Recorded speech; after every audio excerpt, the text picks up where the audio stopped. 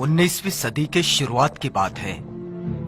भारत के अछूत जातियों में से एक जाति महार, जिसके खिलाफ पेशवाओं ने मार्शल लॉ लगाया था कि इनके कमर में झाड़ू और गले में मटका बांध दिया जाए। दरअसल ये अशोक काल में हुई ब्राह्मणों की निर्भत्सना का नागवंशियों के खिलाफ प्रतिशोध था। वैसे तो महार जाति अपनी वीरता के लिए प्रसिद्ध थी, लेकिन जब संसाधन ही छीन लिए जाते हैं तो कोई भी विकलांग हो सकता है। बहरहाल महार अपनी खोई प्रतिष्ठा और अस्मिता को संरक्षित करने की मंशा में थे और अंग्रेज भारत में अपनी सत्ता स्थापित करने की जुगत में। ऐसे में अंग्रेजों की नजर महारों पर टिकी, जो कद काठी में मजबूत और निडर वृत्ति के थे। अंग्रेजों ने ब्रिटिश भारत की सेना में महारों के लिए दरवाजे खोल दिए और उन्हें फौजी शिक्षा भी दी। अंग्रेजों को पेशवाओं की सल्तनत खत्म कर वहां ब्रिटिश राज कायम करना था।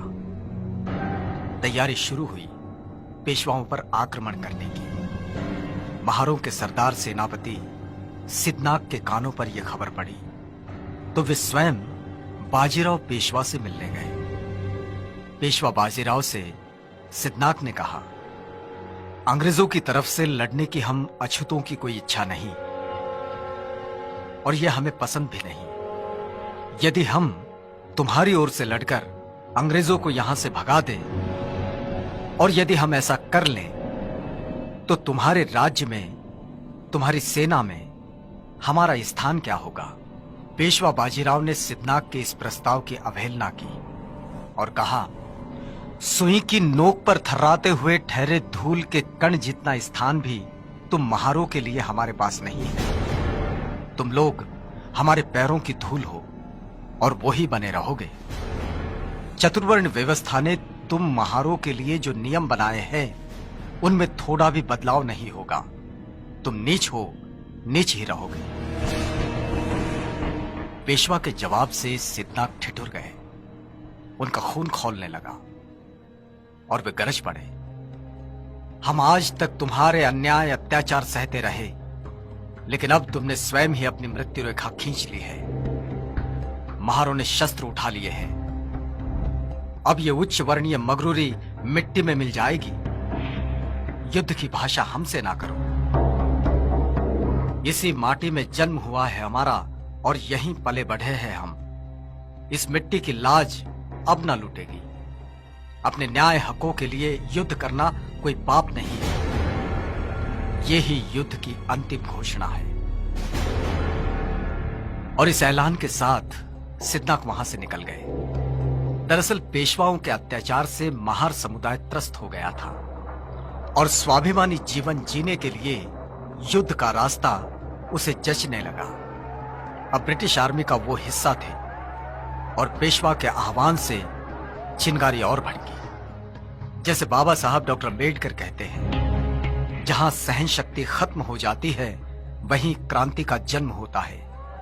महारों ने सदियों से चले आ रहे अपने अपमान का बदला लेने पेशवाई के खिलाफ युद्ध का बिगुल फूंका और आधुनिक भारत में समतामूलक समाज निर्माण के नए इतिहास पर्व की शुरुआत हुई। भीमा नदी के किनारे बसे कोरेगांव की ये बात है। 1 जनवरी 1818।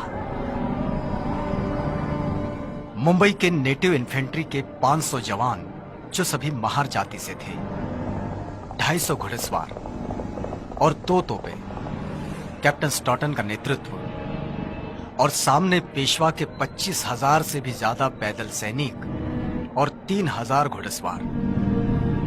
इनका सामना होने से पहले कैप्टन स्टॉटन 25 मील पैदल चलकर 1 जनवरी 1818 की सुबह कोरेगांव पहुंचे थे। जवान थके हुए थे और युद्ध शुरू हुआ। महार सेना का नेतृत्व रत्नाक, जतनाक और भीकनाक कर रहे थे। एक दिन एक रात ये युद्ध चला और देखते ही देखते पेशवा के 25,000 सैनिकों का धुआं हो गया। 500 महार सैनिकों के सामने पेशवा की विशाल सेना पौनी साबित हुई। इसमें अंग्रेजी सेना के 276 लोग गिरे। लड़ाई के धरातल पर महारों का सामर्थ्य किस स्तर का है, ये बात पूरी दुनिया ने देखी और इतिहास इस घटना से गौरवान्वित हुआ। युद्ध में वीर गति को प्राप्त हुए सैनिकों की शौर्य गाथा दुनिया के इतिहास में अमर हुई, जो भीमा कोरेगांव के इस 75 फीट ऊंचे विजय स्तंभ पर दर्ज है। इस क्रांति स्तंभ, विजय स्तंभ को सैल्यूट करने बाबा साहब डॉक्टर अम्बेडकर हर साल 1 जनवरी को यहां जरूर आते थे।